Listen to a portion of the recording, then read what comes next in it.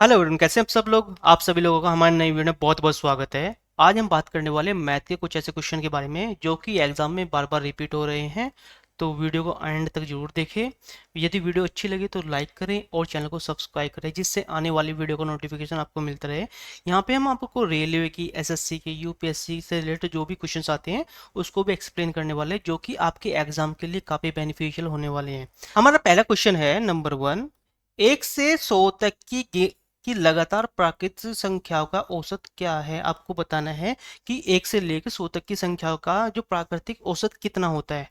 तो इस क्वेश्चन को सोल्व करने के लिए सबसे पहले भाई आपको एक छोटे से फॉर्मूले की नॉलेज होनी चाहिए। वो फॉर्मूला आपके लिए काफी इंपॉर्टेंट है। ये फॉर्मूला है आपका n+1/2। ये आपका फॉर्मूला हो गया। अब आपको क्या करना है, इस वैल्यू को इस फॉर्मूले के अंदर रख देनी है। तो जो n है, n की जगह आ जाएगा आपका 100, यानी n इक्वल टू रखना है आपको कितना, 100। तो ये आ जाएगा आपका 100+1/2 इक्वल टू हो जाएगा 101/2। जब हम 2 से 101 को काटेंगे तो आएगा आपका 50.5। कितना आएगा, 50.5।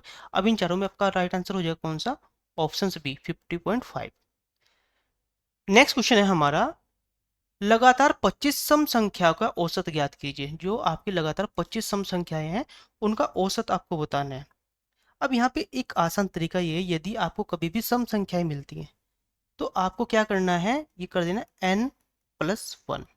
ये फॉर्मूला याद रखना है, कौन सा, n+1। तो यहाँ पे आपको क्या कर देना, जो n की इक्वल एक जगह रख देना आपको 25+1। जैसे आप करोगे तो टोटल आ जाएगा 26। ये हो गया आपका राइट आंसर। तो यहाँ पे आपका राइट आंसर हो जाएगा क्या, ऑप्शन डी, 26। अब बात करते हैं नेक्स्ट क्वेश्चन की। नेक्स्ट क्वेश्चन है हमारा 9, 10, 11, 12, 13, 14, 15 और 40 तक का औसत ज्ञात करना है। आपको यहाँ का औसत बताना है कि भाई इसका औसत कितना है। अब औसत निकालने के हम लिए करते क्या है, मेनली हमारे पास में जो फॉर्मूला होता है, इसके लिए भी फॉर्मूला आपको यूज करना है।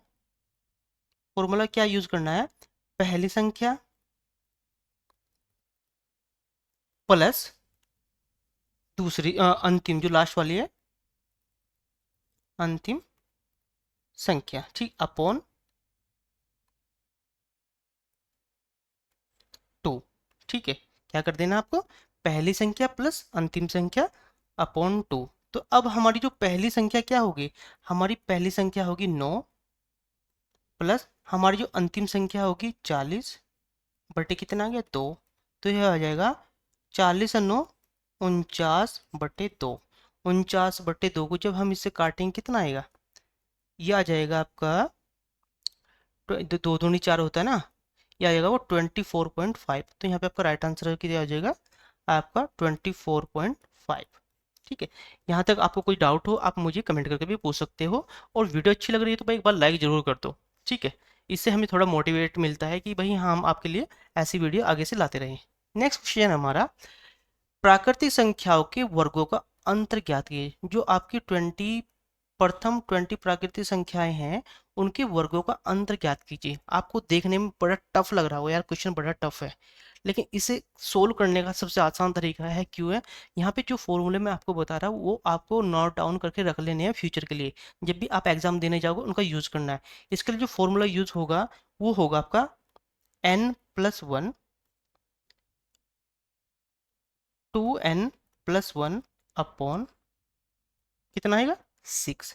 क्या है, n+1, 2n+1 अपॉन 6। ये क्या हो गया, ये आपका भाई फॉर्मूला हो गया। यदि कहीं पे भी आपसे पूछता है प्रथम 20 प्राकृतिक संख्याओं के वर्गों का औसत, वर्गों का औसत पूछ रहा है, तो आपको ये फॉर्मूला यूज करना है। अब क्या करना है, आपको कुछ नहीं करना, इस वैल्यू को इसके अंदर रख देना। यहाँ पे क्या होगा, जो n है, n इक्वल टू आ जाएगा आपका कितना, 20। अब हमने क्या किया, 20+1, फिर हमने क्या किया, में 2 है, इंटू एन की जगह हमने कितना करना, 20+1 अपॉन 6। ठीक है, अब ये होगा 21 गुणा, ये कितना हो जाएगा भाई, 20 दूनी 40 और 41, 41/6। ठीक है, 41/6। जब हम इसको सोल्व करेंगे तो सोल्व करके जो हमारा आंसर आएगा वो आएगा आपका कितना, 1 143.5, 145.5 यानी आपका राइट आंसर हो जाएगा ऑप्शन ए। ठीक है। अब आप क्या करोगे, इसका रीजन है जैसे ये है हमारा ना, जैसे 6 से आप 21 को इसे काट लेने 36 18 आ जाएगा। ठीक है। 36 18 कितने बचे, 3.5 हो गया, यानी 6 से फिर हम 30 को काटेंगे 5 आ गया।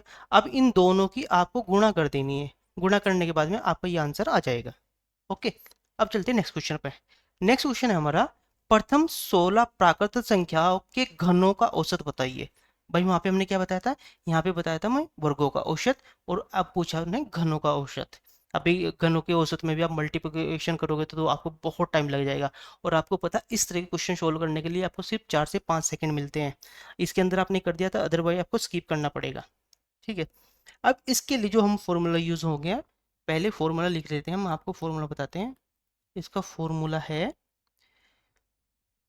n, n, n+1, n+1 का स्क्वायर अपॉन 4, अपॉन 4। अब आपको क्या करना है, जो n है, n की जगह आपको कितना रखना है, 16, कितना रखना, 16। अब ये क्या क्या करेंगे हम, 16, 16+1 का स्क्वायर अपॉन 4। आ गया था ना। यहाँ तक किसी को डाउट है तो पूछ लो भाई।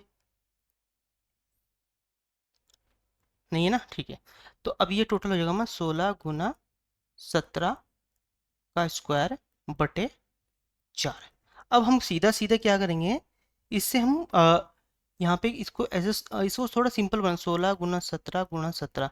भाई ये स्क्वायर है ना, इस स्क्वायर का मतलब होता है इसका 2 × 2 हो जाएगा, यानी 17 × 17 होगा। या फिर आप क्या करते हो, 17 का स्क्वायर भी यूज कर सकते हो, 29 होता है ना। ठीक है। वो अब हम क्या करें, इसके अपन हो गए 4। अब 4 से क्या करेंगे, 4 चौक 16। अब जब हम इनकी गुणा करेंगे, गुणा करने के बाद में जो आपका आंसर आएगा वो आएगा 1156। कितना, 1156। तो आपका राइट आंसर हो जाएगा 1156। यदि आपको इसका देखो, अब मैं बताता हूँ इसे 2 सेकंड में हम कर कैसे सकते हैं। देखो ये फॉर्मूला आपको पता था कि भाई फॉर्मूला ये है, तो आप इसे कैसे करते, आपने यहीं से सीधा समझ लिया था भाई एन की जगह मुझे 16 रखना है। फिर क्या है, जो मेरा n+1 है, तो ये मेरा 16+1 हो गया, इसका स्क्वायर अपॉन 4 हो गया। 16 × 17 × 17 बटे 4, 4 से 4 गए, और 4 × 17 × 17। अब जब इसको इक्वल करो तो 1156। कितना सेकंड टाइम लगा, सिर्फ आपको 4 से 5 सेकंड लगी। लेकिन आपको पहले इसे डिटेल में इसकी नॉलेज होनी चाहिए। यदि आपको डिटेल में नॉलेज नहीं है तो आप शॉर्ट ट्रिक भी यूज़ नहीं कर पाओगे, और इसके लिए आपको फॉर्मूला आना ही चाहिए। यदि आपको फॉर्मूला अच्छे से याद नहीं है तो आप इसको सोल्व नहीं कर पाओगे। मैंने यहाँ पे दोनों बता दिया, घनों का औसत कैसे निकालना है और वर्गों का औसत कैसे निकालना है। तो अब मिलते हैं आपको नेक्स्ट वीडियो में। यहाँ तक आपकी कोई क्वेरीज हो, कमेंट हो, आप मुझे बता सकते हैं। यदि आप और किसी टॉपिक पे भी वीडियो चाहते हैं तो वो भी आप मुझे कमेंट करके जरूर बताएं।